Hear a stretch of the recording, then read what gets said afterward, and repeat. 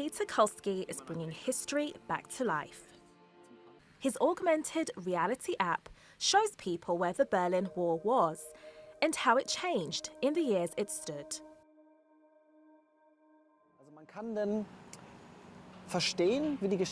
Of course, I didn't really understand what the wall was. It was the end of the world, I thought.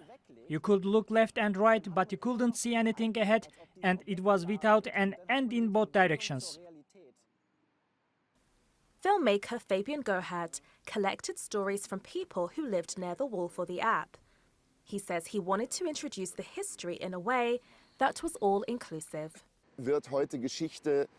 These days, a lot of history is shortened and simplified because there is this idea that people can't handle too much. I don't believe that. I think people can handle a lot when it's presented in an interesting way. For that, AR is very interesting technology, especially for things like the Berlin Wall.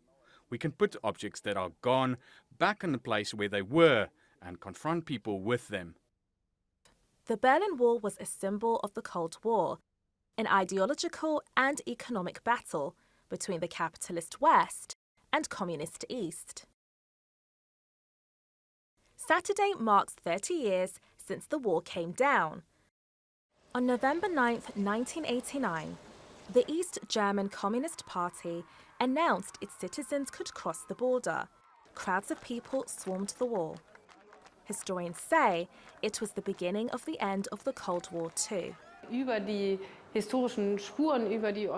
the remnants of the wall and the original wall pieces, we can explain how the border regime of the East German state worked. And then you understand what it was like to live in a dictatorship. And also then in return, what it is like not to live in a dictatorship and how valuable freedom, democracy and human rights are. Across Berlin, there are a few parts of the wall that still stand. And the Berlin Wall Memorial on Bernauer Street attracts more than 1 million people a year. Through this app, many more will see the wall as it once was, in the hope that history will never repeat.